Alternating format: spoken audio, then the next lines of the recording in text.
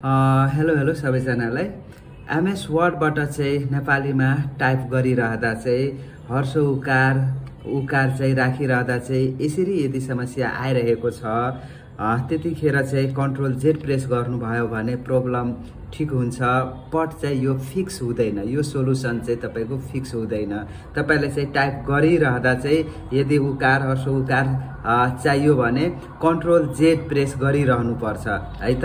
अब यसलाई चाहिँ कसरी फिक्स गर्ने, यो समस्यालाई कसरी फिक्स गर्ने हो, यसको लागि चाहिँ तपाईले चाहिँ सिम्पली अफिस बटनमा जानु होला है त। अफिस बटनमा गएर राइट प्रेस गर्नुस् र त्यसपछि क्विक एक्सेस टुलबार भनेर अप्सन देख्नुहुन्छ, यसमा क्लिक गराउनु होला।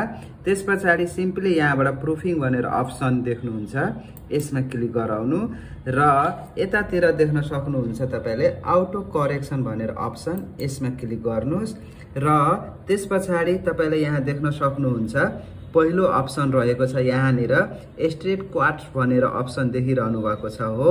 यो टिकलाई चाहिँ हटाउनु होला, अनटिक गर्नु होला र त्यसपछि सिम्पली यहाँबाट ओके मा क्लिक गरेर वन्स अगेन यहाँबाट चाहिँ तपाईले ओके मा प्रेस गर्नु पर्ने हुन्छ। ठीक छ, यहाँ ओके मा प्रेस गरे र त्यसपछि मैले अब यहाँनिर तपाईलाई चाहिँ टाइप गरेर देखाउन गइरहेको छु। अब देख्न सक्नुहुन्छ मैले उकार राखे, एकैचोटीमा चाहिँ यहाँनिर चाहिँ तपाईको उकार चाहिँ आइरहेको अवस्था छ हो।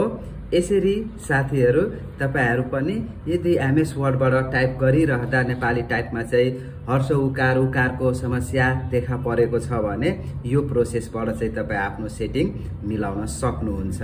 अब रह्यो अफिस बटन, यदि तपाईको जस्तै यो अफिस 2007 हो, यदि 2010 अथवा कुनै लेटेस्ट सफ्टवेयर युज गर्दै हुनुहुन्छ भने तपाईको यसरी अफिस बटन यसरी चाहिँ लोगो भेट्नु हुँदैन, त्यहाँ फाइल भनेर हुन्छ हो। त्यो फाइलमा राइट प्रेस गरेर चाहिँ तपाईले त्यो क्विक एक्सेस टुलबार भनेर भेट्न सक्नुहुन्छ।